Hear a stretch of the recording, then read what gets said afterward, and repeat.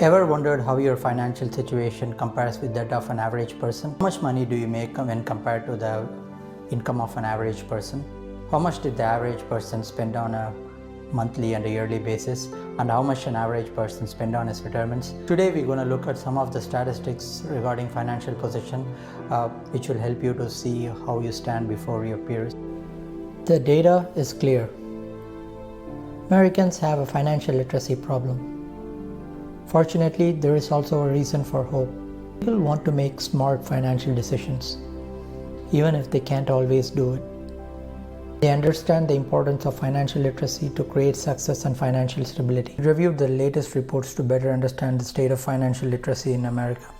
The statistics that emerged offer a glimpse into how well equipped we are as a country to manage our money. Some speak to our understanding of personal finance, others to how well we follow through on them.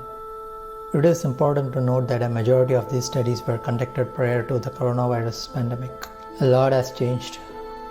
The data offer a snapshot of our financial health and how well prepared we are to weather what has become a historic economic crisis. Here are 10 statistics that illustrate the state of financial literacy in America. Number 1, 56% of adults are financially anxious. It turns out many Americans aren't financially literate, and they are stressed about it. In fact, a 2022 FINRA study found out financial capability, stability, and confidence aren't improving. Over 56% of adults say thinking about their financial situation makes them anxious. 42% think about their finances every day. Younger Americans are feeling the greatest burden. The study found persisting and widening gaps between those who are struggling and those who are prospering financially, skewing generationally.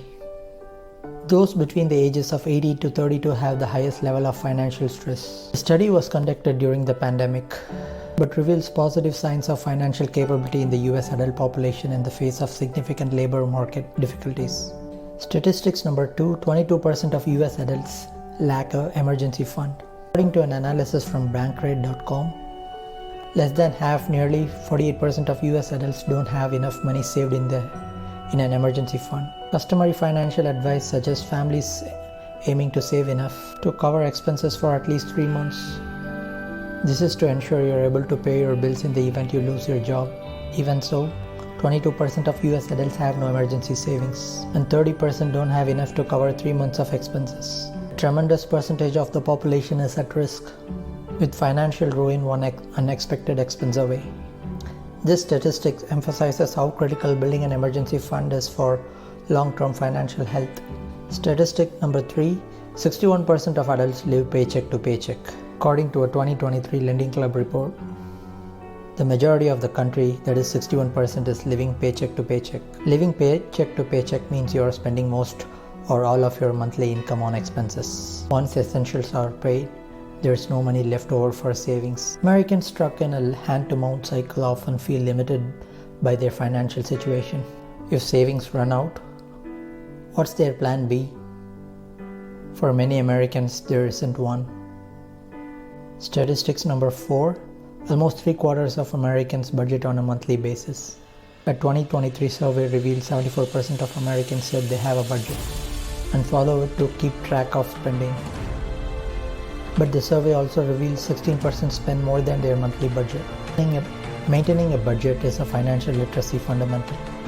A budget sets the foundation for how to treat income and expenses. It ensures that needs are covered each month. Essentials like bills, debt, and savings. It's encouraging to see that a majority of Americans use this financial literacy basic. Otherwise, without a budget, how do consumers maintain confidence in their financial stability? How do they hold themselves accountable when managing money? Statistic number 5, over half of youth aged between 15 and 18 failed the financial literacy quiz. According to an yearly test by the National Financial Educators Council (NFEC), of those aged 15 and 18 who took their National Financial Literacy test, 52% did not achieve a passing score of 70 or more. This is troubling, as the test was designed for this age group. People aged 10 and 14 achieved an average score of 56%, and people between 19 and 24 recorded an average test score of 70%. If anything, the data provides a strong case for youth financial education. Statistic number 6, 35 states scored A, C, D, or F for high school financial literacy. Research shows states requiring students to take and pass a personal finance class produce more informed, college-ready students. Personal finance education during formative years provides students with the knowledge and skills necessary to manage their finances and increase their financial well-being. In 2021, a national report card highlighted a discrepancy in the way states handle high school financial literacy across the country. In fact, 35 states received grades of C, D, or E, F for subpar efforts. A 2022 survey of the states, however, shows hope, but we still have a long way to go. 46 states now require personal finance education in their K-12 standards. 25 states and DC require a high school personal finance course to be offered. 21 states and DC require the high school course to be taken. 9 states and DC require standardized testing.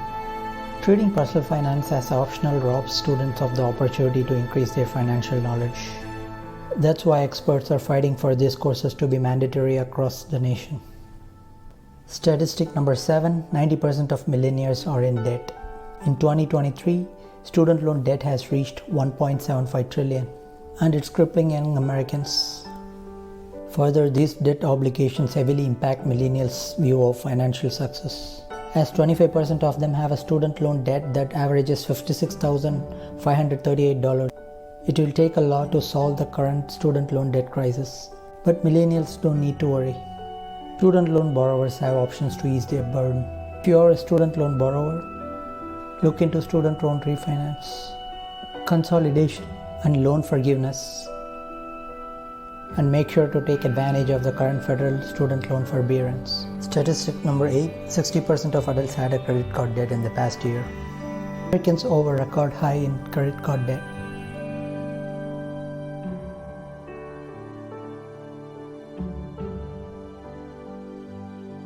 Topping $1 trillion, according to the Federal Reserve Bank, and it's hitting young people especially hard.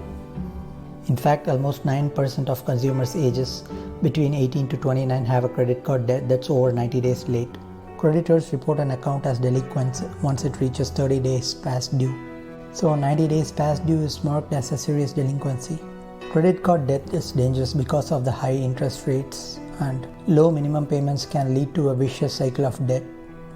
Statistic number 9, 50% of adults experience barriers to home ownership. Home ownership is a financial milestone, touted as a pillar of the American dream. Many US adults will experience financial barriers when trying to purchase a home. The top 5 barriers to home ownership include, but not limited to, rising home prices, lacking of savings for down payment or closing costs, pre-existing debts, influx of adults to expensive cities thus limiting housing options and price range, and a poor credit history or credit score. Statistic number 10, less than 1/3 of adults are confident that their retirement savings will last. Working Americans struggle to set aside money to fund short and long-term goals, and if they do, is it enough? According to a recent poll,